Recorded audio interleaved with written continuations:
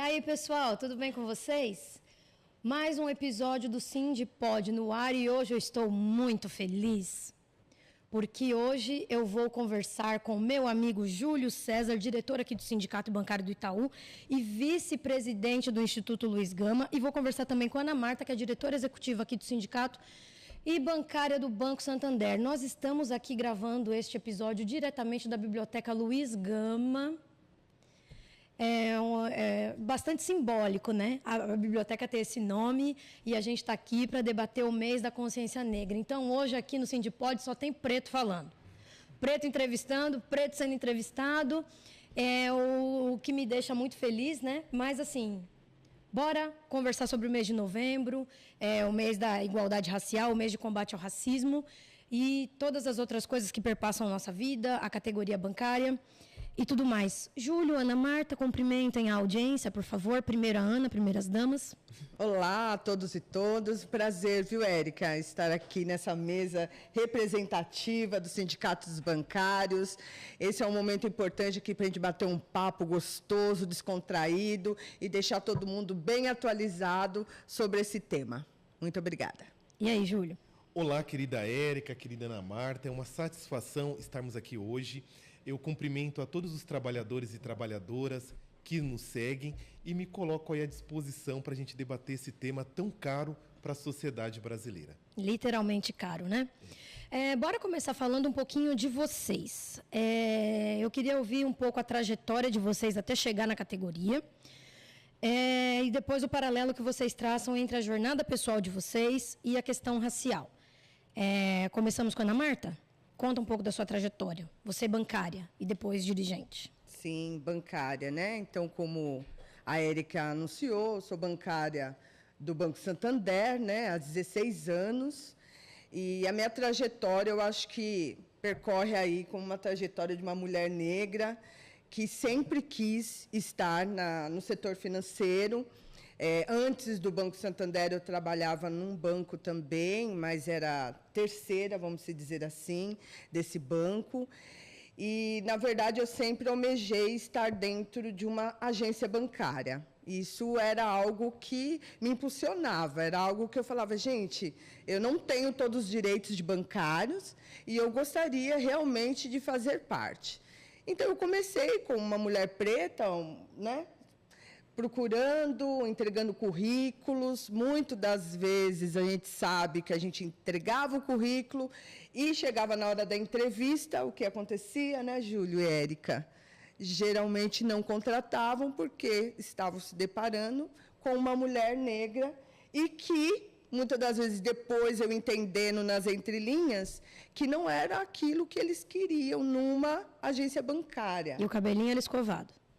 Sim, olha, nessa época que eu estava procurando, até que eu usava ainda o cabelo mais encaracolado, assim, cachos. Quando eu adentrei ao banco, aí sim, Érica, eu vou contar essa parte para você. E aí que me surpreendeu, né, depois de muitas e muitas idas e vindas, entrevistas para entrar num banco, prestei e fiz ali um percurso muito longo no Banco Santander e, enfim, deu match, vamos dizer assim. Me contrataram como bancária e olha para vocês verem, aquilo para mim foi um master. Eu entrei no Banco Santander como gerente de contas. Já entrou como gerente? Entrei como gerente de contas. E lá atrás, quando eu entregava o currículo, também eu acho que é importante a gente dizer, a gente se coloca num lugar assim e fala assim, gente, eu acho tão importante esse pessoal que fica atendendo aqui no autoatendimento, com aqueles coletinhos, vocês lembram? Sim. E eu falava, nossa, eu sou perfeita para atender, sempre fui espontânea e tudo mais. E quando eu fui contratada, eu falei, puxa vida, olha que importante, como gerente de contas. Aquilo para mim, eu falei, gente... Então você nem passou pelo coletinho, né? Você nem passou pelo coletinho. Nem passei pelo coletinho. Mas também foi tanta luta, viu, Érica? E depois eu fui entender que realmente eu acho que eu estava no lugar certo, no cargo certo. E aí, depois, logicamente, a gente vai acabando se deparando ali com algumas situações que até hoje a gente acaba tendo diariamente, que tinham mesas, né, de atendimentos assim, eu lembro muito claramente, e tinham colegas, né, meninas, loiras. Eu tenho que frisar isso, gente. Eu era a única mulher negra da agência. A agência, naquela época, tinha exatamente 18 pessoas. Então, aí você fala para mim, nossa, que bom, você é uma mulher negra, conseguiu. Gente, mas que custo? O tanto que eu percorri para estar naquele lugar. Você acha que você era cota? Ninguém diz nada, entendeu? Mas, assim, claramente, quando você entra dentro de uma agência bancária, até hoje, né, Érica? Vamos dizer assim, você se depara com pessoas brancas, entendeu? Não mudou muito, porque realmente a gente, quando é contratado, a gente vai fazer serviços operacionais. E eu fui contratada como gerente de contas e me deparei de uma situação. A primeira situação, a minha mesa teria que ficar destacada, mais no fundo. Vocês entendem essa sutileza? Por que uma negra não poderia estar na primeira mesa da agência? Porque ali percorre uma situação que a gente sabe claramente que é o racismo, que as empresas querem mulheres brancas, homens brancos, e eles sempre falam de boa aparência. Onde era a agência? Agência Marquês de Paranaguá. Fica exatamente ali no meio da Augusta, perto da PUC. Ah, certo. Essa agência hoje está fechada. Uhum. Porém, eu me coloquei ali, eu falei, gente, de tudo que eu passei para estar aqui, eu vou fazer do limão uma limonada. Sou a única mulher negra desse ambiente, eu vou ter que fazer. Então, a gente percorre ali de realmente estar batendo as metas, de realmente estar bem vestida. E aí, sim, Érica, eu entrei num cenário de as meninas brancas, loiras, cabelo escovado. E aí eu comecei a entrar na neura. Eu preciso escovar esse cabelo, porque aí eu vou conseguir clientes de alto potencial, investidores, eu vou bater minha meta muito mais, entendeu? Com mais facilidade. Então, tudo isso daí a gente vai se moldando. Infelizmente, eu tive que me moldar daquele estilo que o banco estava me colocando. E depois de muito tempo, anos vai, anos vem, a gente fala assim, gente, quem faz o ambiente somos nós. Se eles me contrataram, por que eu tenho que ficar isolada numa mesa ali, no fundo? Eu comecei a questionar. Precisamos questionar. A gente precisa realmente saber qual é o papel e qual é o seu lugar. E aí teve um dia, mudou de gerente geral, e uma gerente que entrou falou, Ana Marta, então você sai dessa mesa, vem para a mesa do meio aqui, ó. Você está falando tanto que, né, que às vezes chegavam os meus clientes, vou ter ainda esse detalhe, chegavam os clientes que eu falava por telefone, contatava, aonde que eles sentavam? Nas primeiras mesas. E as primeiras mesas estavam quem? As gerentes brancas, loiras. E aí eu comecei a questionar, que tinham outras pessoas atendendo os meus clientes. Por quê? Até que um dia eu me deparo com um cliente de alto potencial da agência, com muito investimento naquela agência, e ele sentou na primeira mesa, e eu sabia, porque eu estava esperando. Cheguei, olhei, eu falei, o senhor, não esqueço, o senhor Antônio Pisatti. Ele está conversando com uma outra gerente, aí eu cheguei, o seu Antônio, eu estou te esperando assim. Ele levantou, né, teve toda a educação, mas falou, mas é você, minha gerente? Então, assim, gente, não é sutileza. Ali estava muito escancarado o que eu estava passando e o que eu poderia futuramente passar, e eu teria que saber lidar. Eu dei um sorriso, eu falei, sim, sou eu, sou gerente. Falei tantas vezes com o senhor, e hoje o senhor veio aqui na agência, gostaria de ter o prazer de atendê-lo. Por gentileza, venha até a minha mesa. Eu vi que ele levantou, mas você percebe ali na conversa que ele não estava contente de ser atendido por uma mulher negra. Uhum. Então, aí, é os olhares, Sim. é a forma. Então, tudo isso a gente se depara no dia a dia. Muitos anos de banco, essa foi uma das. Mas é algo que a gente precisa realmente conversar, a gente precisa, eu acho que esse bate-papo aqui, desabafar, né? Porque a gente tem histórias, né, Júlia? Muitas. Érica, você sabe muito bem que você também é bancária, o quanto isso daí acaba trazendo gatilhos, trazendo sentimentos que a gente tem que superar o dia a dia. E tu, Júlio? Até retomando um pouco, eu vou fazer minha audiodescrição. E nós que somos do sindicato... Porque tem gente que só escuta, né? É bom verdade. mesmo. Isso. Então, para quem não me vê, eu sou o Júlio César, sou um homem negro, preto de pele retinta, eu tenho 1,83 m e peso 95 quilos e tenho o cabelo cortado na maquininha 1. Então, falando um pouco, Érica, da minha trajetória profissional, educacional como um todo. É muito interessante, acredito eu, nós, negros e negras, demonstrarmos a importância da representatividade, né? E quando eu trato com esse tema, falando um pouco do que eu estudei, eu tenho 43 anos e o meu primeiro curso que eu realizei foi um curso de sapateiro. Então, eu sou formado em sapataria. Depois do curso de sapateiro, fiz datilografia. Hoje, muitos jovens não sabem o que é fazer datilografia, mas é você aprender a digitar corretamente, né? Antes era na máquina de escrever. Tu tem 43 e fez datilografia? Datilografia, escola Professor Hugo. Era muito conhecida na época. Não existe mais. Prossiga. Depois eu fiz o curso de telefonia, que hoje também dificilmente as pessoas fazem curso de telefonia, né? Sim. Depois fiz o curso de informática e depois construção civil, elétrica, alvenaria e a parte hidráulica. Por que eu estou falando um pouco desses cursos que eu fiz antes dos meus 18 anos? Que um conselho que eu gostaria de deixar aqui para os jovens é para que aproveitem todas as oportunidades que chegarem até eles. Por quê? Conhecimento é tudo. E o que nós vemos hoje, principalmente o governo federal, governos estaduais, municipais, são muitos cursos que são oferecidos e que são fechados porque os jovens não estão aproveitando as oportunidades que chegam até eles. E esse conhecimento, nessa fase inicial da vida, é muito importante, Érica. E a nossa juventude hoje não está conseguindo, devido a diversas políticas, aproveitar. Então, eu fiz um pouco desses cursos.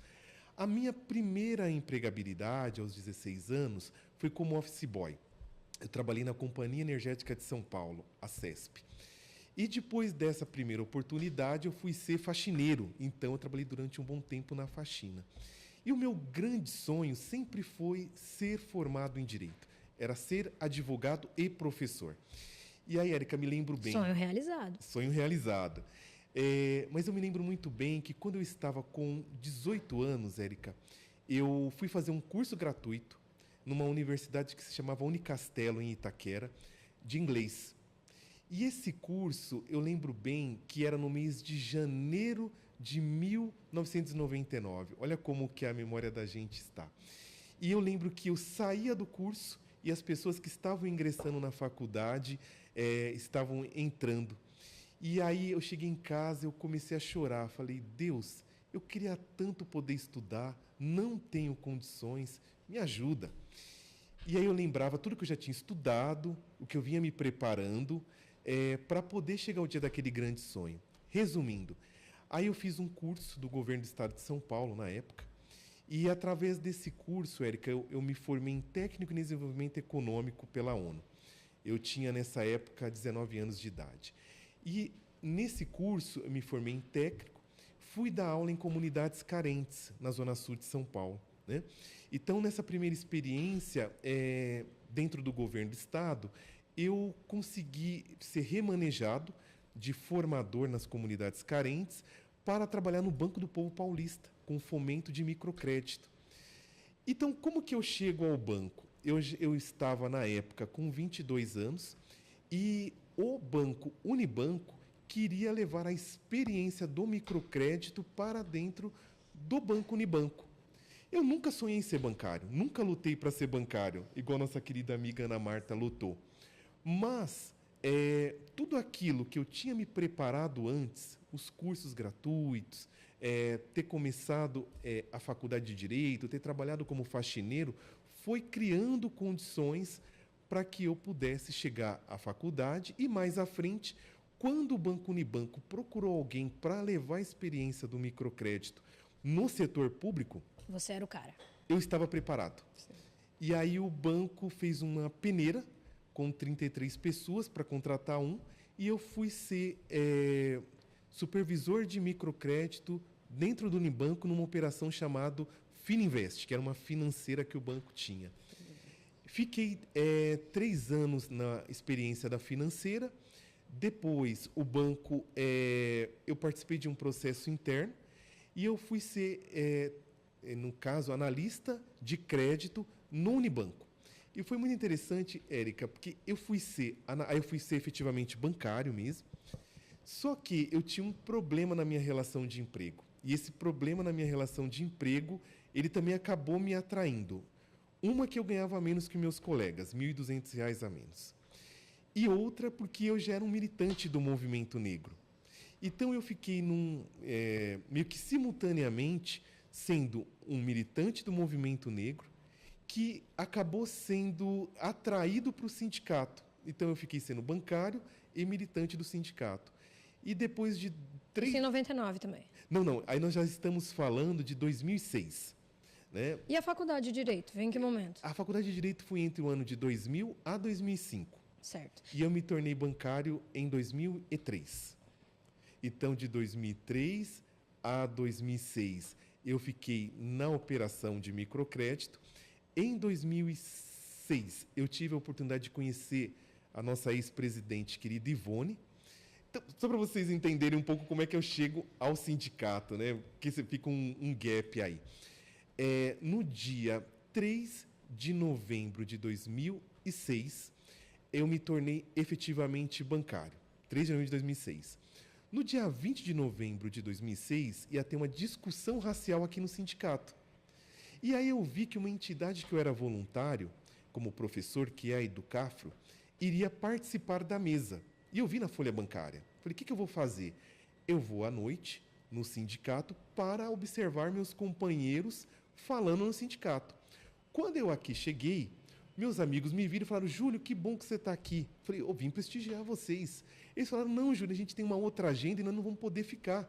Você participa da mesa do sindicato? Eu falei, gente, mas eu não vim para falar, eu vim... Para ouvir. Para ouvir. Ele, não, mas você é capoeira, você consegue falar e tal. Beleza. Aí participei do evento, tudo. A querida Ivone, na época, se não me engano, ela era secretária jurídica. A Ivone me ouviu falar, tal. Quando acabou o evento... Viu o talento em você. Ela viu ali, ela chegou em mim e falou assim, oi, tudo bem? O que você faz da vida? Eu falei, sou bancário. Há quanto tempo? Desde o dia 3 de novembro agora. Ela, você não quer participar dos cursos de formação? Eu falei, quero, participo sim. Aí, passado uma semana, eu estava já nos cursos de formação do sindicato. E o resto é história. E aí vai seguindo. E aí, por isso que aí eu entrei... Aí, o que aconteceu? Um ano depois, como bancário, houve o convite, vim para o sindicato, né?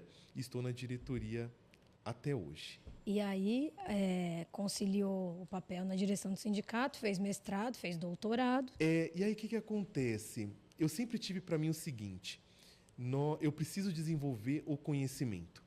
Eu preciso me tornar, com todo respeito, uma autoridade naquilo que eu falo. E eu acredito que o conhecimento ele vai abrir portas, né? E aí, dentro dessa realidade, o que eu procurei fazer? Como eu sempre tive o sonho de ser professor e desenvolver os estudos na temática racial, eu me preparei, aí eu fiz 2 especializações, uma em Direito e Processo do Trabalho e outra em Gestão Pública, que foi até uma pós que o sindicato proporcionou para um conjunto da categoria e para dirigentes, né?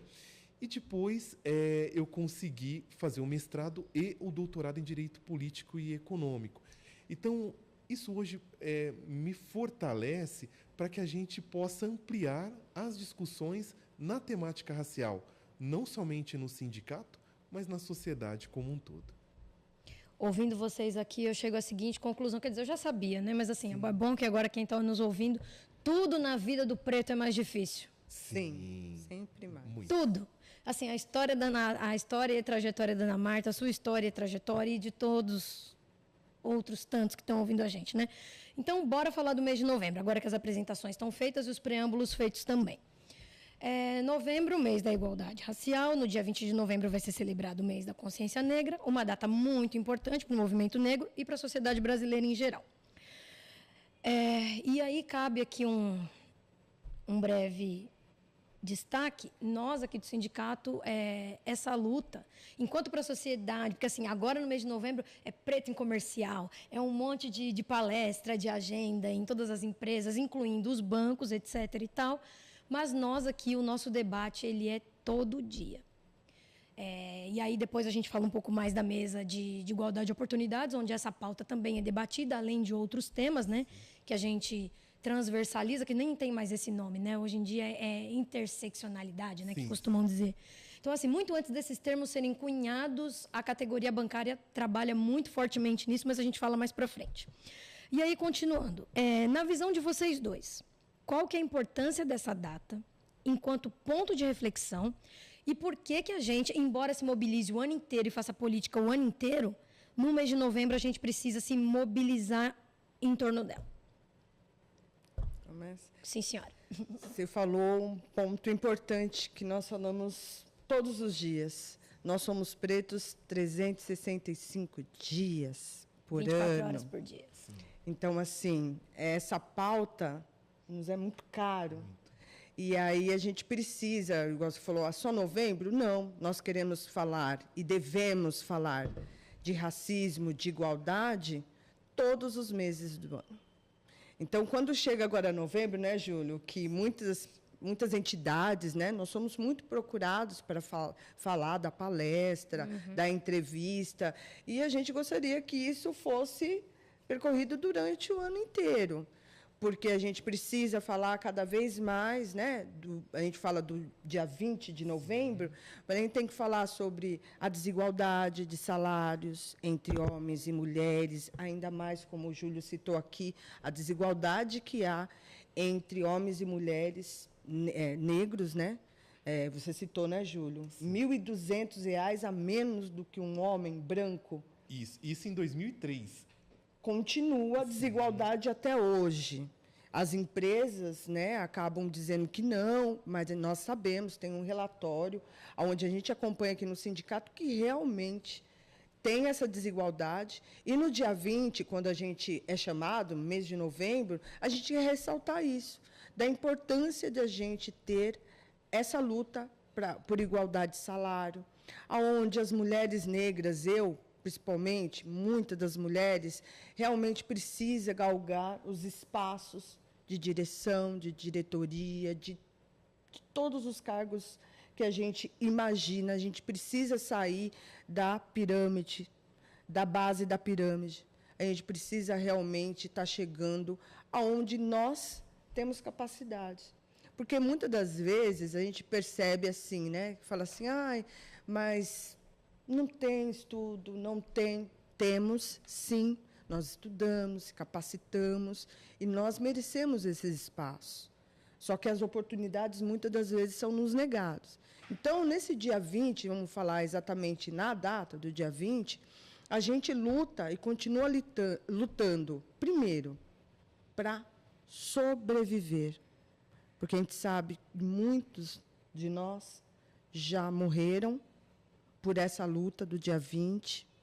Muito de nós ainda continua morrendo e acaba, na verdade, tirando de nós esse poder, essa intenção de realmente conseguir. Por isso que a gente fala, a gente precisa resistir. O dia 20, para mim, se você falar, Ana Marta, cite uma palavra que representa você no dia 20, é resistência. Porque a gente está resistindo todos os dias por um salário, por viver, ter liberdade, né? Porque nós não temos essa tal liberdade que os brancos têm. E aí a gente precisa falar, o racismo não foi criado por nós, negros. O racismo foi por conta dos brancos. Então, a gente coloca essa responsabilidade de realmente exterminar, resolver a situação, os brancos precisam. Então, o dia 20 para nós é luta, é resistência, é sobrevivência, é tudo que nós almejamos o ano inteiro, todos os dias, e isso para nós aqui é muito caro, porque a gente percebe que não só as empresas, o sindicato faz esse movimento muito bem, né, entre a categoria bancária, que a gente consiga mostrar para a categoria, para a população, os números, porque os números não mentem, né? Se a gente coloca ali as empresas que realmente avançaram nas contratações, se preocupam num salário digno, sem desigualdade, a gente pode citar poucas. Porque ainda tem, sim. Eu sou bancária, nós somos bancários aqui, nós sabemos, você, Bradesco, o Júlio Itaú e o Santander. A realidade é muito difícil. As empresas, os bancos falam que contratam, mas não contratam. Aonde estão esses negros e negras? Quando contratam para almejar, você viu que orgulho que eu falei do início, de eu ter adentrado como gerente de contas, porque essa não é a realidade de muitos. Então, nesse dia 20, a gente coloca um conjunto de coisas que a gente está lutando diariamente para a gente galgar, para a gente realmente sair desse patamar que eles nos colocaram. E não queremos mais ficar.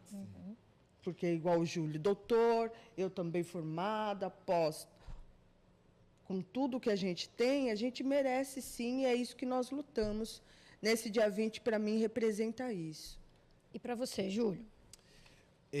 Por que deve ser um ponto de reflexão e por que a gente precisa se mobilizar em torno dessa data?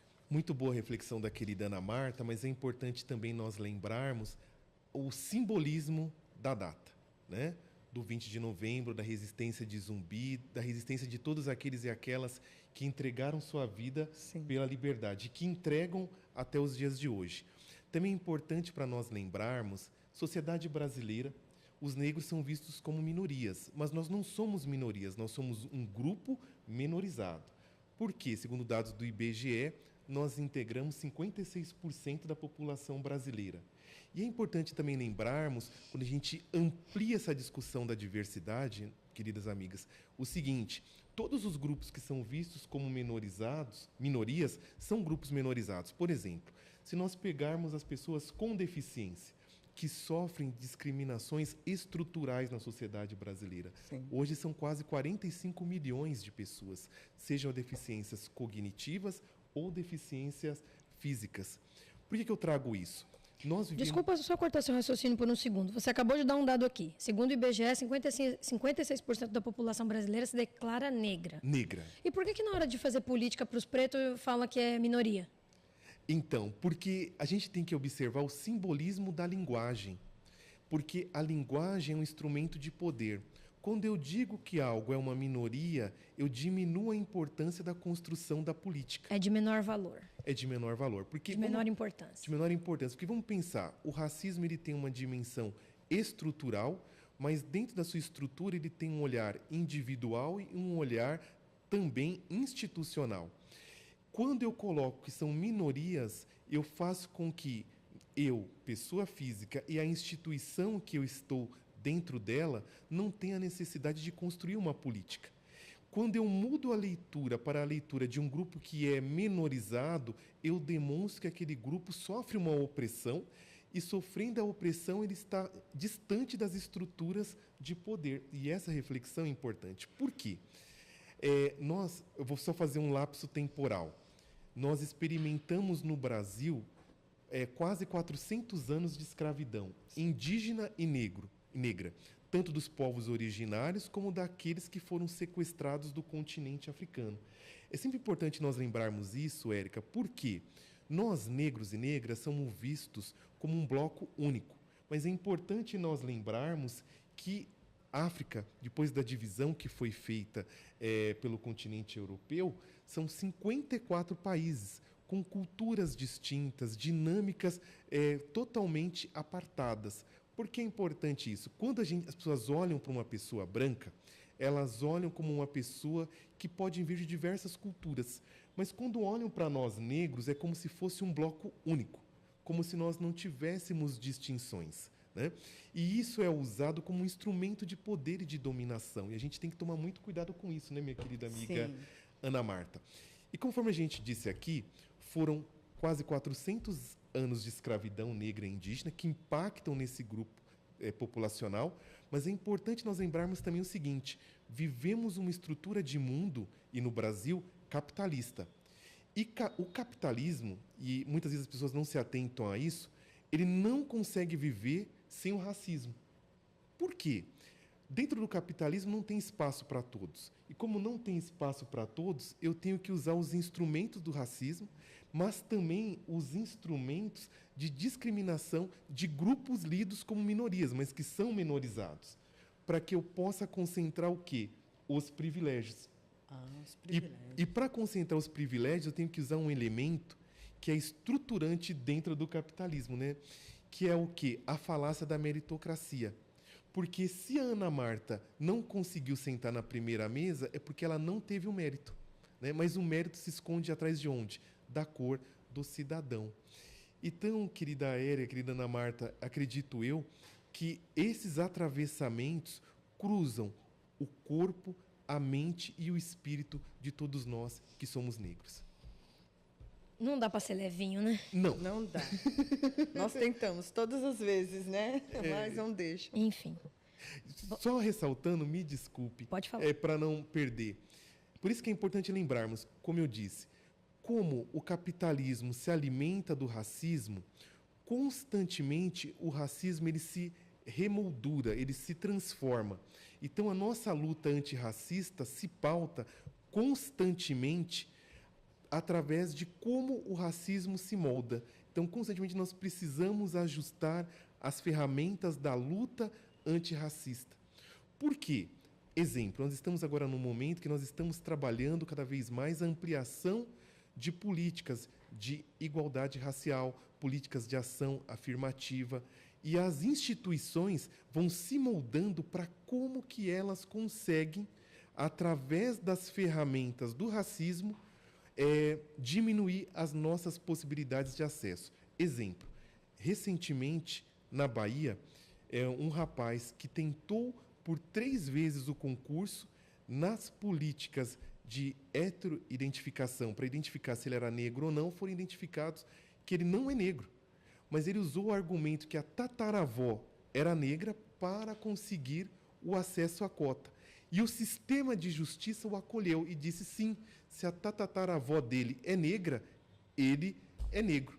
Porque é uma das formas que o sistema utiliza para tirar o acesso do negro à política pública. Vai subindo uma raiva, né? Mas não vamos perder a esperança. Exato. Vamos manter essa alegria, porque é isso que nos move, né? Sim. Então, a gente estava aqui falando de números, né? Bora continuar. De acordo com dados do DIEESE, 26,2% dos bancários se declaram negros. Esse índice não reflete o percentual de negros e negras no Brasil, que linka muito com o que a Ana Marta falou lá no começo, né? A que vocês atribuem essa diferença e o que falta para a gente ter uma proporção mais igualitária de negros e negras na categoria, de acordo com a população, né? Digamos assim. Vamos começar com o Júlio dessa vez. Querida Érica, vamos pensar o seguinte: como que acontece o ingresso dos negros e negras nos bancos? Principalmente passa pelo recrutamento e seleção. Sendo de banco privado, se ele é de banco público, um concurso. O concurso. Então vamos pensar primeiro nos bancos privados. Se nós estamos falando que são 26% de negros e negras, e nós temos uma população de 56% de negros, nós estamos tendo aí um gap de 30% na população negra que não é representada. Logo, eu observo sempre que a questão do recrutamento e seleção é um processo-chave. Por quê? A alta gestão do banco não chega para o recrutamento e seleção, para o RH, e diz: olha, não quero contratar negros. Mas nós temos um viés inconsciente entre os recrutadores, entre os grandes gestores, que os negros não servem para ocupar essas posições. Esse é um primeiro momento. Então, acredito que os bancos, através dos RHs, através das políticas de ESG, né? Se eles querem trabalhar efetivamente a questão social do banco, a questão de governança e até mesmo a questão da ecologia do banco, a sustentabilidade dessa empresa, precisam haver programas de aceleração de carreiras. Algo que, na atualidade, nós não estamos vendo acontecer em nenhum banco. Isso a gente falando de bancos privados. Quando nós vamos para os bancos públicos, que nós temos a questão da lei de 2014, que trabalha o recrutamento e a seleção através dos concursos públicos de negros, qual está sendo a grande dificuldade? Nós temos hoje as bancas de heteroidentificação e a gente tem visto muitos problemas acontecerem nessas bancas. Primeiro, na identificação de quem são os negros ou não. Nós temos Como é que chama a banca? bancas de heteroidentificação. Não é para identificar se a pessoa é hétero, né? Não. É para identificar a questão racial do cidadão. Porque vamos pensar o seguinte, muitas pessoas falam assim, mas não existe a raça humana? Sim, nós temos a raça humana. Mas dentro... Desculpa, agora que você falou assim, eu lembrei, todo mês de novembro vem aquele post do Morgan Freeman. Não existe a raça negra, existe a raça humana. Ai, que preguiça. Prossiga. Não, então é isso. Temos a raça humana, mas nós vivemos uma sociedade racializada. Então, dentro desse processo de racialização, de acordo com o artigo 1º, parágrafo 4º do Estatuto da Igualdade Racial, quem são os negros? São as pessoas que se autodeclaram pretas, pardas e cores análogas. É bom já explicarmos, né, Érica, o que vem a ser isso? Aliás, foi você que me explicou essa diferença, porque eu sempre fiquei muito constrangida com essa coisa do... Eu sou o quê, né? Colorido. Sim. Nós temos a discussão do colorismo numa sociedade como a brasileira, estruturalmente miscigenada. As pessoas muitas vezes têm dificuldade de entender qual é o seu lugar ao sol e qual é o seu lugar dentro da negritude. Aí você falou pretos, pardos e... Cores análogas. Cores análogas é o que a pessoa responde para o IBGE. Marrom bombom, queimado de sol, Cor do pecado. Cor do chocolate, pecado. Moreno. Pardo. Então, o que acontece? O IBGE... rindo para não chorar, mas na minha família tem tantos assim. Porque, assim, é muito difícil sofrer racismo. É muito difícil se identificar como negro. Então, muitas das vezes, as pessoas tentam se distanciar da sua negritude. Mas no Brasil, se nós formos fazer aí um exame de DNA, quase todas as pessoas têm algum atravessamento no seu sangue com pessoas negras, né? Então, quando o IBGE vai fazer pesquisas, ele identifica mais de 70 definições de cores. Então, as pessoas falam que são cor caramelo, marrom bombom, chocolate. Mas quando você olha para a estética da pessoa, você entende que ela é uma pessoa negra que tenta se distanciar da sua negritude. Então, por isso que para a formulação das políticas, o artigo 1º, parágrafo 4º do Estatuto da Igualdade Racial diz: negros é a composição de pessoas pretas. Então, quem é o preto? Preto sou eu, é Ana Marta. Retinto, são os pretos. De repente, você seria a pessoa parda, né? E tem as pessoas que têm o mesmo tom que você tem, ou um pouco mais retinto, mas tentam se esconder dentro da... O meu cabelo é liso. O meu cabelo é liso, o meu tataravô é italiano.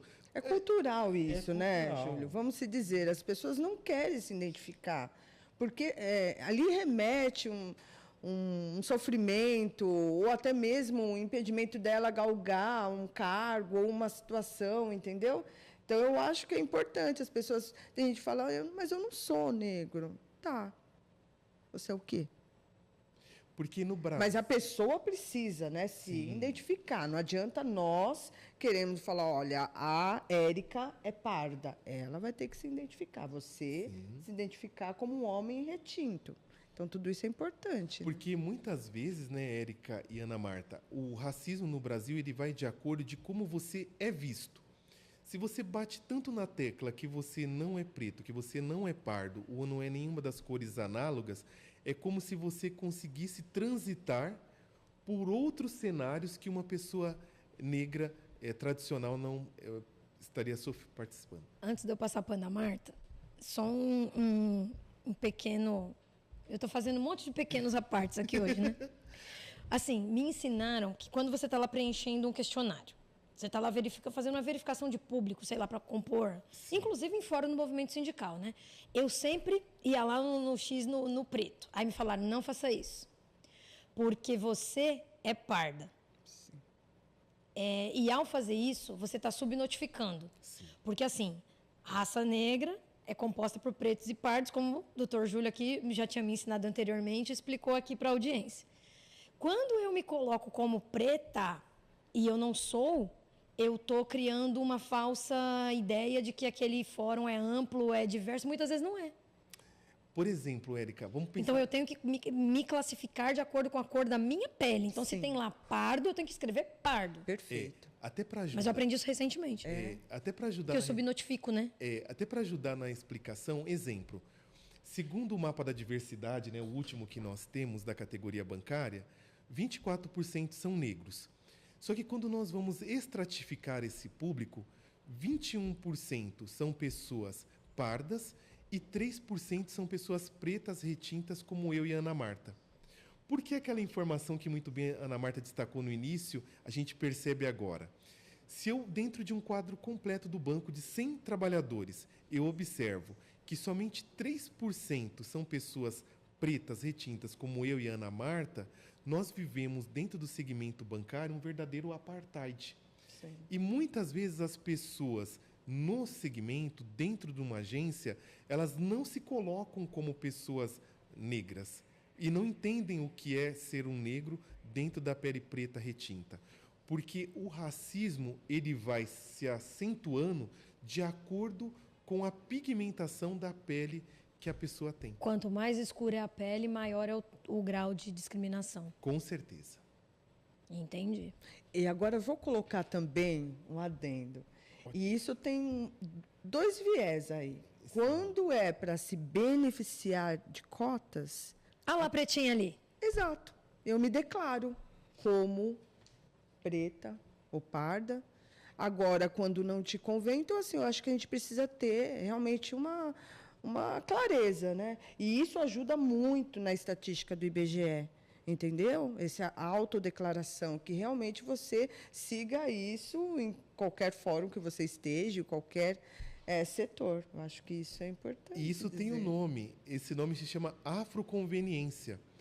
Muitas pessoas se colocam negros de acordo com a situação. Por exemplo, você está numa roda de amigos... Eu falei, você está no samba. Eu sou virei negrão. Você é negro ou branco? Pode ser branco. Mas se eu estou num determinado momento em que eu vejo pessoas não negras fazendo brincadeiras, chacotas com a população negra, eu participo, brinco, dou risada, que é o racismo recreativo. Então, a pessoa fica transitando entre momentos em que ela pratica racismo, que ela se privilegia com as políticas de exclusão do povo negro, mas em determinados momentos, quando eu sei que eu irei me beneficiar ou que eu posso ser cooptado pelo sistema. O que é o cooptado pelo sistema? Muitas vezes isso acontece muito nos bancos, né, Ana Marta? A gente observa isso. O banco usa a imagem do negro. Por exemplo, campanhas publicitárias. Propagandas. Agora vai ter um montão. Nas propagandas. Só que quando você adentra na agência e tem outro recorte, onde você mais vê negros nas agências? Porque isso passa na mente de muitos gestores e no recrutamento e seleção. Você vê negros em agências no fundão, nos extremos. Mas quando você vem para o centro expandido, aí você vai tendo uma redução do público de trabalhadores negros. Né? Esse é um dado, né? E mais um dado. A gente tem, lógico, a gente acaba tendo aqui o Diese, que dá todo o suporte para a gente, e só nessa última análise, 10% estão em cargos de liderança, os negros e negras. E isso está sendo cada vez mais difícil que os bancos realmente coloquem esses números, porque nós, o sindicato, aqui sempre cobramos, né? A gente visita agências bancárias, setores, e a gente questiona, cadê os negros e negras? Qual é a porcentagem que vocês falam que estão em cargos de poder? Qual é a porcentagem? Então, toda vez a gente acaba ressaltando a importância de termos E isso que a Ana Marta essa porcentagem na íntegra, né? Na íntegra. Isso que a Ana Marta coloca, até trazendo uma experiência particular que eu tive no Banco Itaú, Ana Marta, Recentemente, eu estava entregando a folha bancária e tinha uma recepção para 150 estagiários no Banco Itaú, de escola pública. E eu, nós sindicalistas, sempre fazemos isso, né? Falei, deixa eu lá ver, conhecer esses jovens que estão ingressando no banco. Érica e Ana Marta e o nosso público. Dos 150 jovens, não tínhamos nenhum jovem negro. Nenhum. Meu Deus. Escola pública, não estou falando de jovens de escola particular. Então, imagine só, essa realidade dificilmente se alterará nos bancos, porque desde os cargos de início, que são os estagiários, o recrutamento e seleção dos bancos, mesmo nas escolas públicas, estão procurando os jovens não negros. E, recentemente, olha que interessante, no horário do meu almoço, eu fui aqui na Zona Cerealista, e olha que eu pesquiso isso, e eu nunca tinha me atentado. Um jovem me perguntou o horário, e eu perguntei para ele, nossa, você já vai embora agora? Ele me disse assim, eu vou embora porque eu sou estagiário. E eu falei, e aqueles outros 2 jovens ali? Ele falou, são estagiários também. Ou seja, o mercado de trabalho se reformulou de uma forma que os jovens brancos estão estagiando nos empregos mais bem qualificados e os nossos jovens negros estão estagiando onde? Na Zona Cerealista, carregando caixas, sacos de alimentos, nos supermercados, nos empregos... Fazendo Uber. Mas até assim, os empregos de início estão sendo os empregos que socialmente são vistos como empregos de negro. E assim, como que vocês veem as ações, por exemplo? O Bradesco, há um tempo atrás, inclusive, foi muito premiado, né? Porque ele tinha um convênio com a Universidade Zumbi dos Palmares e, assim, ele encheu de estagiário preto no banco e muitos desses estagiários viraram bancários, né? O banco aproveitou todo mundo. O banco ganhou prêmio internacional, inclusive, com essa iniciativa. Mas, assim, elas são incipientes, né? Porque a gente não vê isso super divulgado, né? E, assim, é bom, já fica o comentário, Ana Marta. O que você acha que falta para melhorar essa proporção? Esse tipo de ação que o Bradesco teve há um tempo atrás, por exemplo? Eu acho que tem 2 situações que a gente precisa separar. Primeiro, ações afirmativas, isso daí é muito importante. Realmente que os bancos, as empresas divulguem essas contratações, que realmente deem oportunidade para negros adentrarem, mas eu acho que o pulo do gato aí, gente, não é o contratar. É quando esse negro e negra entra nessa empresa, quanto tempo ele vai ficar? Ele vai ter as oportunidades de realmente ter promoções, ter algo para conseguir cargos maiores? A gente percebe que essas ações afirmativas que muitos bancos colocam, né, propagandas, fica ali no primeiro momento, porque a gente não enxerga no dia a dia. Aonde que estão essas contratações? É 150? É 200? Mas aonde estão? Então, claramente, a gente se depara com essa situação. O contratar é uma situação. E o encarreiramento? E o encarreiramento, as oportunidades, é uma outra situação. E é isso que é nos tirado. Entendeu? Eles querem ficar bonitos na foto, numa propaganda, várias propagandas, Santander e Itaú, usando homens e mulheres negros, e a gente fala assim, nossa, é a diversidade. Que diversidade é essa que a gente não enxerga no dia a dia? Que diversidade é essa que os negros continuam nos setores operacionais? Então, para a gente está muito claro essa situação, que a gente precisa que realmente as empresas cumpram do início ao fim as oportunidades.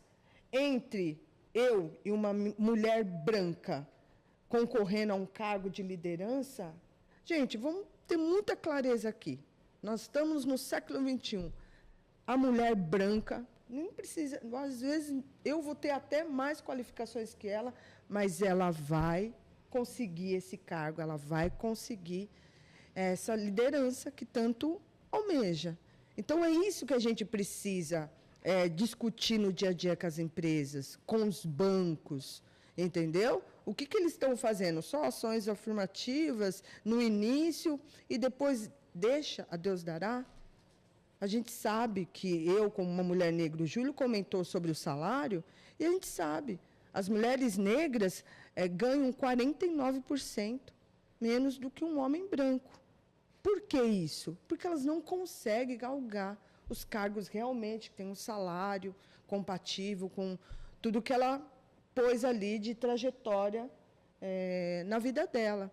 Então, essas coisas a gente precisa cada vez mais colocar em estatística, a gente precisa cobrar dos bancos essa responsabilidade.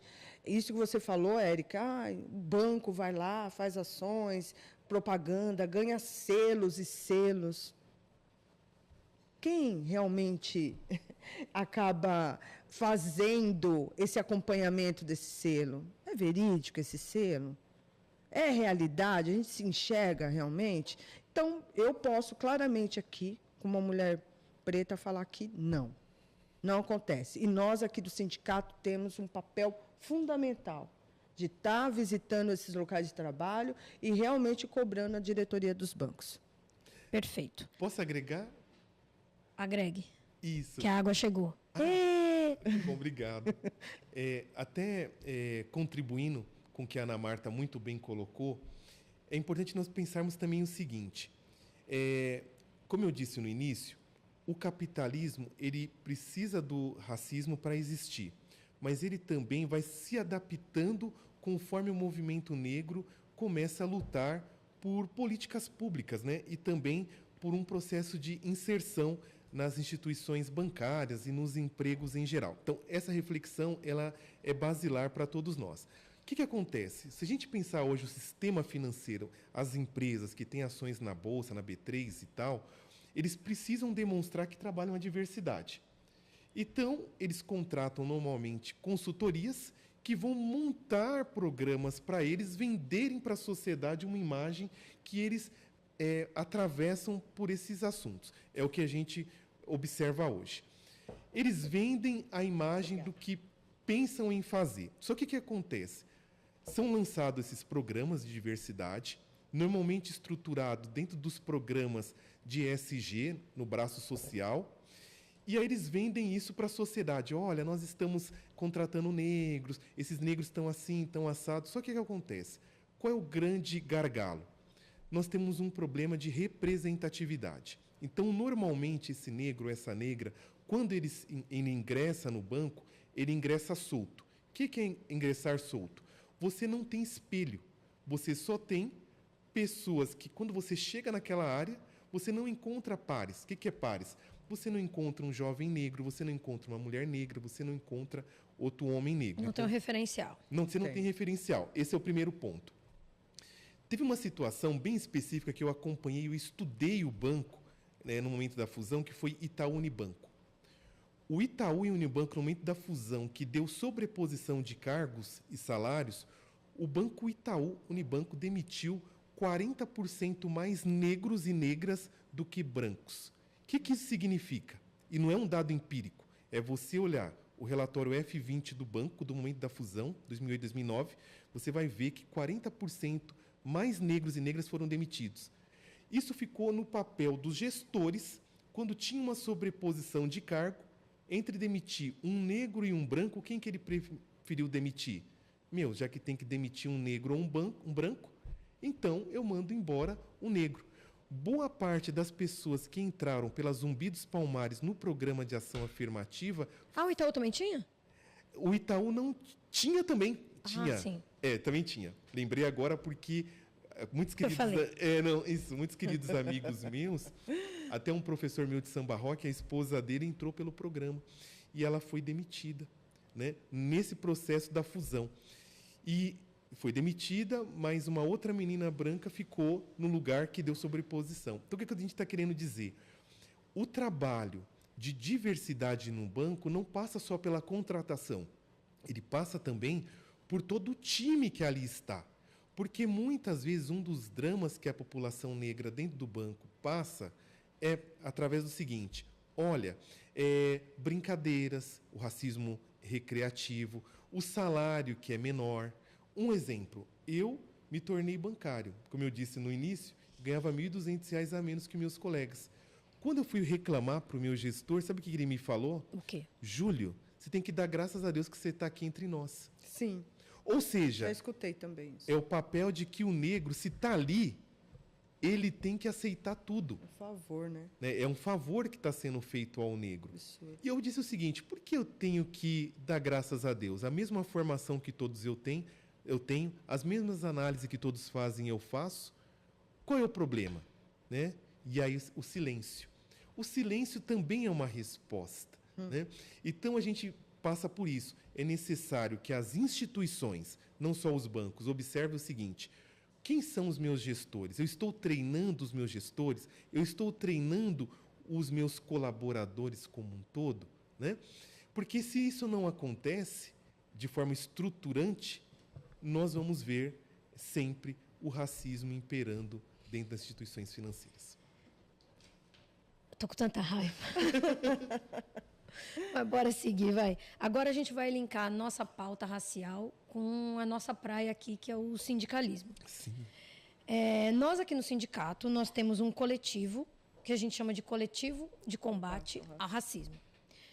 E eu queria que vocês comentassem, primeiro a Ana Marta e depois o Júlio, as principais bandeiras e os principais desafios da pauta racial na categoria. Vocês falaram bastante disso ao longo de todas as respostas, mas assim, agora vamos trabalhar focado no coletivo.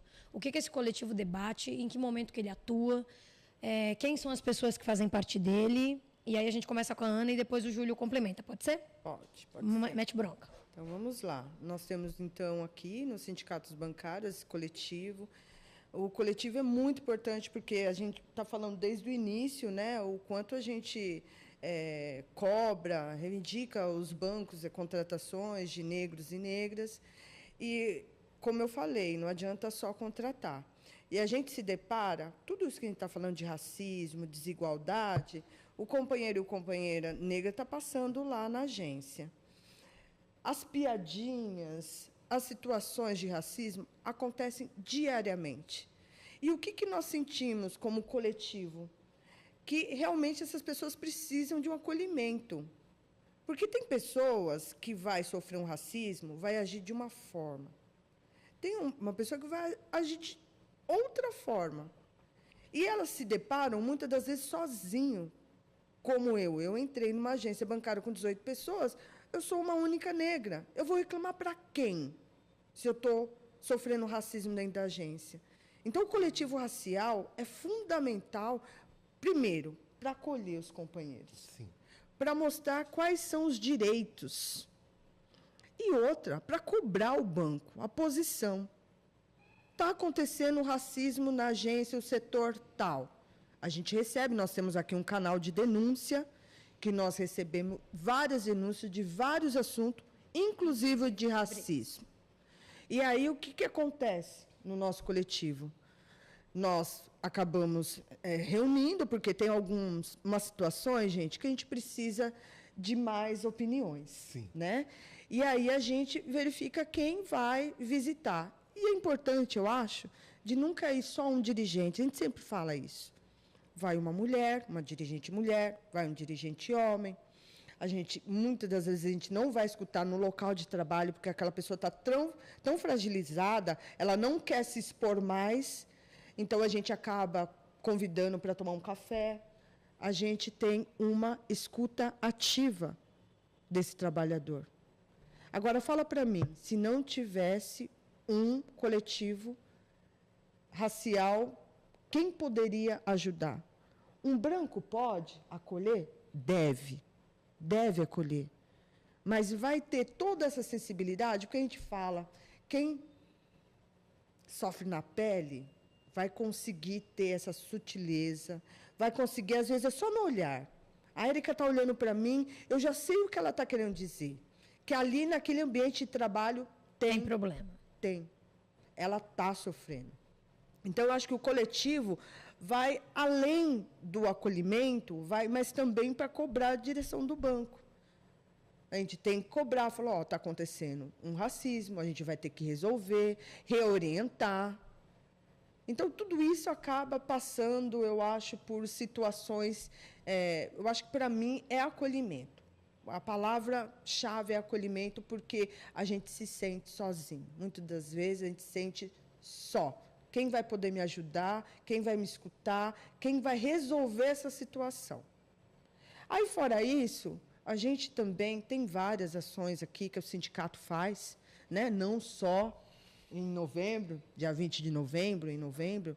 Eu acho que todos os meses a gente ali tem ações que realmente colocam essa pauta no centro das atenções, para que a gente reflita como dirigente sindical, como instituição. A gente fala aqui que nós somos o sindicato cidadão. Então, a gente tem essa responsabilidade, de não só internamente, como para a sociedade colocar essa pauta como principal. A gente tem responsabilidade de resolver essa situação. Não sei se vocês estão acompanhando, mas eu acompanho o... Como chama aquele jogador? Vini Júnior. Vini Júnior. Gente, tantos homens negros jogadores. Ele agora virou um ícone. Por quê? Ele levantou a bandeira do racismo. E só não ficou ali no âmbito. Ele foi para fora, ele está falando. A todo momento que ele é realmente cometido o racismo, ele não fica parado.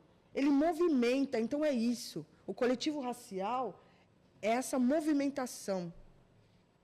A gente não tem que ficar sozinho. Não merecemos ficar sozinhos, porque, como a gente sabe, somos 56%. Então, não dá. A gente precisa de ter mais pessoas sensíveis a essa pauta e que nos ajudem realmente a levar isso num âmbito assim muito alto. Porque o sindicato fala, a gente fala com a sociedade, fala com os bancários, estamos falando com banqueiros, porque na nossa campanha salarial é algo que a gente coloca ali clausulado, entendeu? Sim. Na nossa convenção coletiva. Então, tudo isso não dá só para ter no papel. É isso que os bancos querem, que fique só no papel.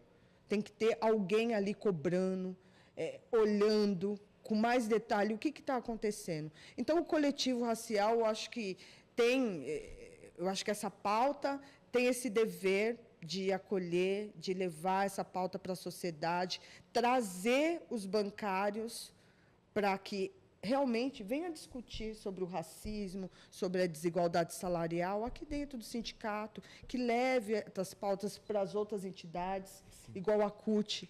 A CUT nos procuram muito, a gente tem uma parceria muito grande com a CUT, porque é algo que a gente realmente tem que ter mais pessoas engajadas nessa pauta.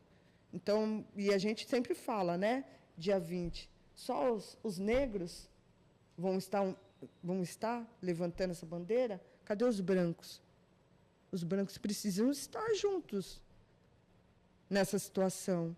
E muitos deles jogam, eu acho que não é a responsabilidade, mas assim, é seu mês, resolva. Ainda eu falar de preto, você fala de preto. Eu não posso falar.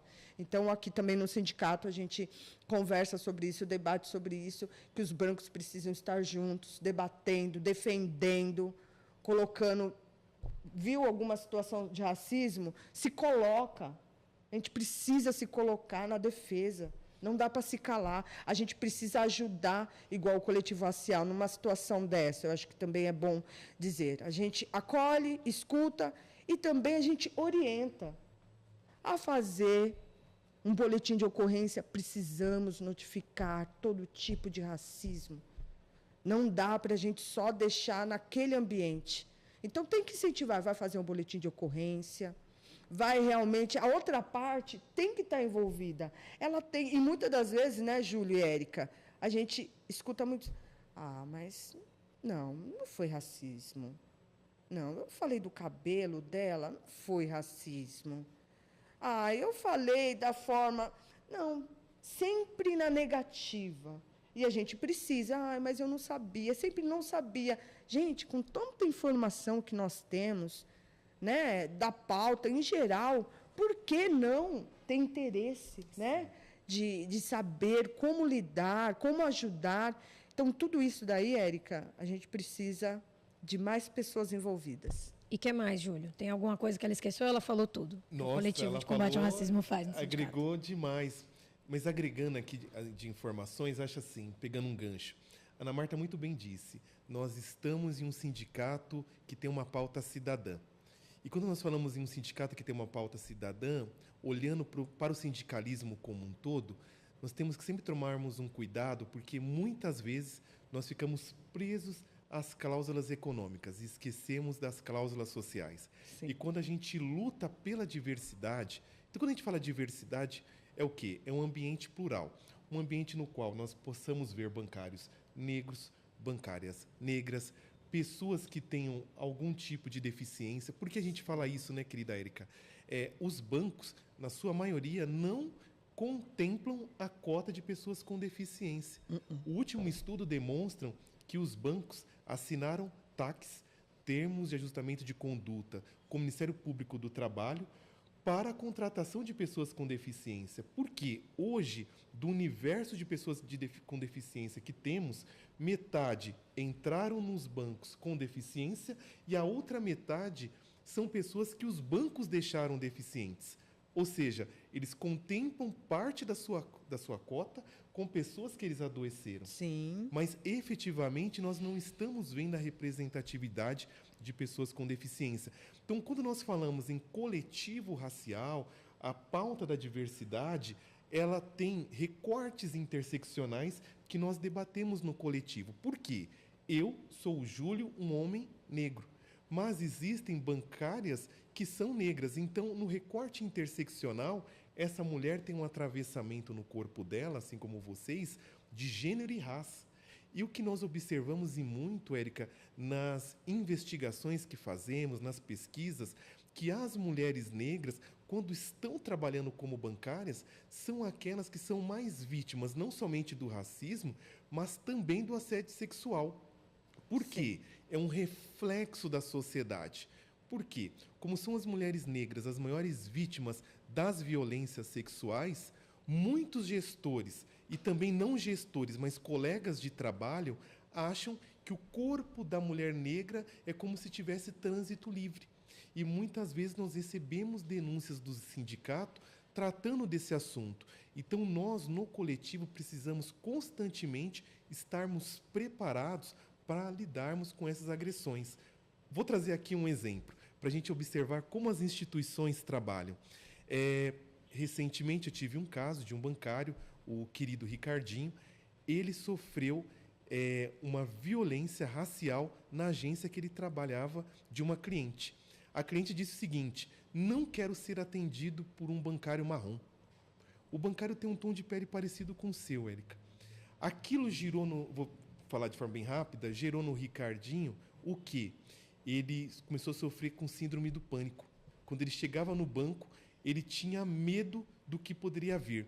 Ele relatou a situação para o gestor disse para ele: olha, não faça nada, porque se você fizer alguma coisa, você pode ser demitido, e se você ser demitido, você vai perder seu emprego. E outra, essa senhora que praticou com você a violência racial, ela é mãe de um dos médicos, do Sírio-Libanês, porque a agência é ali próxima, e ela vai fazer com que todos os médicos tirem a conta daqui. Então... Desestimulando ele. Desestimulou. Resumo, aí ele procurou o sindicato, nós orientamos a questão tanto criminal quanto civil. Quando ele foi para o civil, ele me pediu para ser testemunha. E eu fui ser testemunha dele. Só para a gente observar como as instituições, elas protegem os racistas. Quando a juíza me perguntou o seguinte: senhor Júlio, você que é homem, que é negro, você não acha que ele está com muito mimimi? Olha lá. Porque, o senhor chamou ele de marrom. Aí eu olhei bem nos olhos da juíza. Ela era uma mulher branca, e dentro da condição física obesa. Eu falei: a senhora é uma mulher, não é? Ela falou: sou. E é obesa. Ela falou, eu falei: é bom sofrer preconceito por ser obesa? Ela: não quero lhe ouvir mais. Olha lá. Por quê? Mimimi é quando a dor que dói no outro. Eu usei isso como gancho porque eu sabia que ela, como uma mulher branca e obesa, a obesidade, nós sofremos preconceito na sociedade brasileira. Então, ela não quis mais me ouvir. Então, normalmente, o que acontece? As pessoas, elas dividem a mentalidade delas para proteger aqueles ou aquilo que lhe convém, né? Por que isso é importante, né, Ana Marta? Ana Marta disse das bandeiras. Muitas pessoas acreditam o seguinte: a pauta racial é uma pauta só de preto. A pauta das mulheres é uma pauta só de mulheres. A pauta de deficiente é de quem tem deficiência. Então, se eu não tenho um filho, não tenho um amigo, não tenho um parente com deficiência, o problema é deles. Então, se a gente continuar com essa mentalidade, nós nunca teremos uma sociedade equilibrada. Cara, esse papo ele tinha um roteiro e ele percorreu caminhos totalmente diferentes. Então, assim, eu queria agora que vocês, separadamente, individualmente, fizessem suas considerações finais e citassem o dado que vocês acharem importante citar e deixar o recado que vocês gostariam, aí cada um para a sua respectiva câmera. Pode começar, Ana Marta. Primeiramente, quero agradecer. Eu acho que esse papo aqui veio na hora certa, né? Não é o mês de novembro. Tem que falar? Cortou. Não, pode seguir. É o mês de novembro. É o mês de novembro, mas eu acho que esse assunto não termina aqui. Eu espero realmente que não termine aqui, porque nós, como sindicalista, como mãe, como filho, como pai, a gente realmente gostaria que isso parasse, que seria o racismo. Eu gostaria muito que esse tema, tão caro para nós, tivesse num outro patamar. Porém, todavia, eu sou muito otimista. Eu sou otimista. Eu preciso ser otimista. Porque, senão, a gente realmente cai num descrédito, num desânimo, e não é isso que a gente precisa e quer.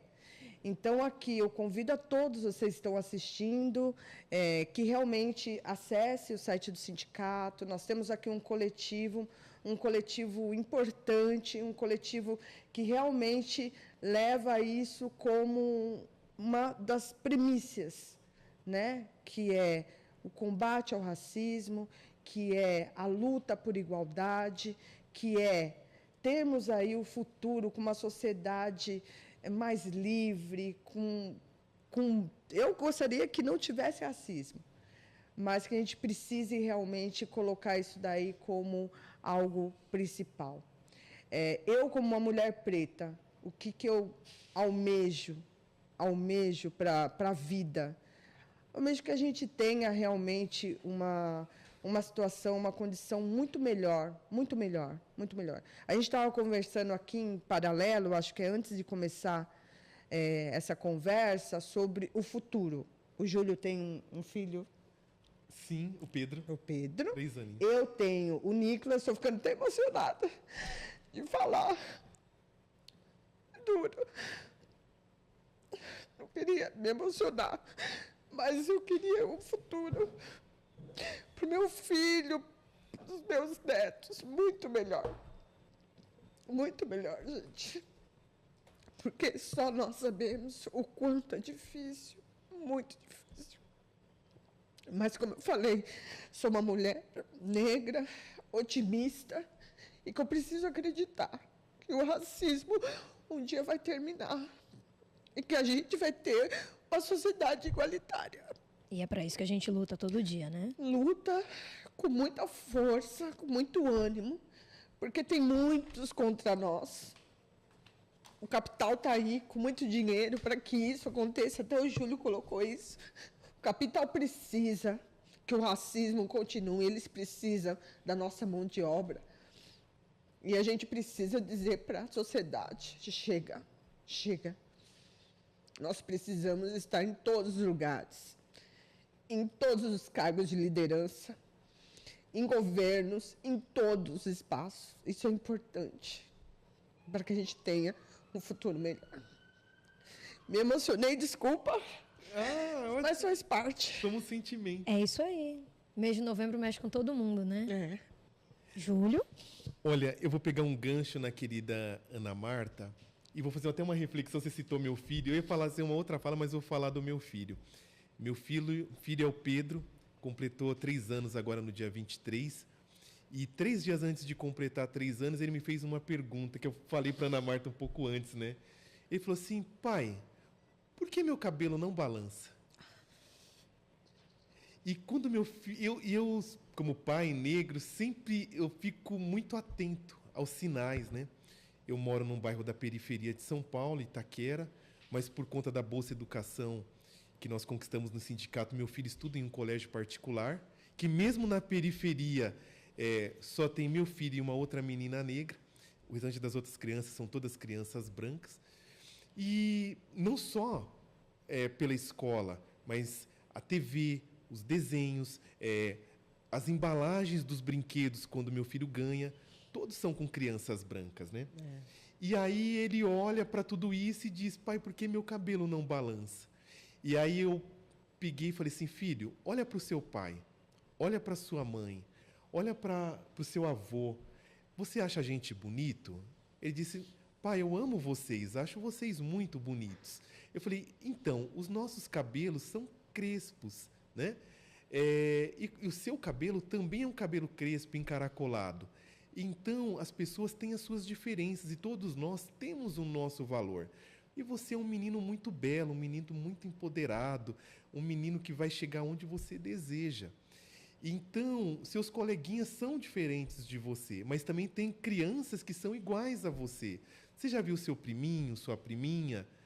Pai, nós somos todos bonitos, né? Eu falei: e você, sim, meu filho, é um negão. Aí ele disse: ai, pai, eu sou um negão bonito, né? Então, para falar isso, eu digo o seguinte, que a gente possa, né, Ana Marta, principalmente, trabalhar a autoestima das nossas crianças negras, trabalhar a questão da representatividade. Sim, importante. Algo que a gente fala muito pouco, ricas experiências. A gente tentar ofertar aos nossos filhos, às nossas crianças negras, ricas experiências. Quando eu falo isso, é a experiência de levar a um teatro, é a experiência de poder levar a um circo, que o Estado possa ofertar isso às crianças. Sim. Por exemplo, quantas das nossas crianças nunca teve a oportunidade de ir a um shopping comer um Big Mac, um lanche, né? Então, que as nossas crianças possam ter experiências diferenciadas, que a gente possa valorizar a representatividade, a autoestima, demonstrarmos que os seus cabelos são uma verdadeira coroa, né? E que eles podem estar, mesmo diante das dificuldades, aonde eles desejarem. Porque hoje esse é um dos grandes desafios nosso dentro da comunidade negra. Porque nós somos tão alijados, né? Sim, querida Ana Marta? Sim.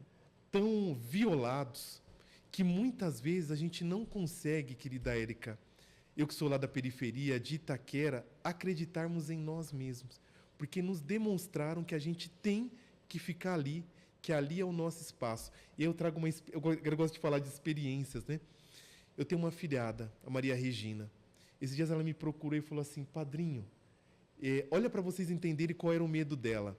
O medo dela era sair do bairro para conseguir emprego em um outro lugar para trabalhar como assalariada. Ela preferia trabalhar para receber toda semana. Por quê? Porque na periferia muitos empregadores colocam para os seus empregados que é melhor receber toda semana, porque senão ele vai se perder economicamente. Aí eu lembrei da minha sogra, mulher de 75 anos, que ela me disse que quando ela criou minha esposa e as minhas cunhadas, as patroas falavam isso para ela: olha, se você arrumar um emprego para ganhar no mês, você não vai conseguir alimentar suas filhas.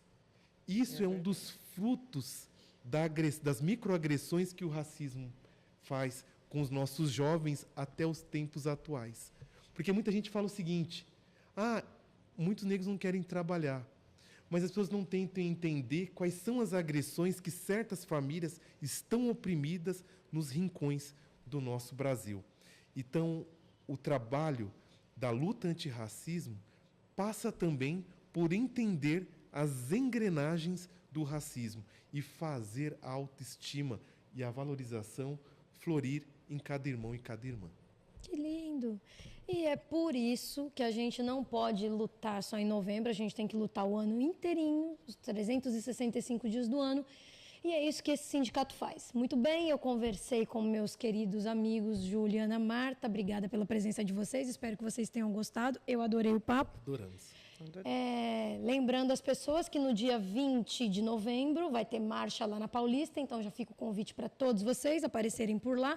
Nós estaremos, não é mesmo? Com certeza. Sim, com certeza. E é isso, eu vejo vocês na próxima semana. Assistam com cuidado, que aqui tem muitas palavras de sabedoria.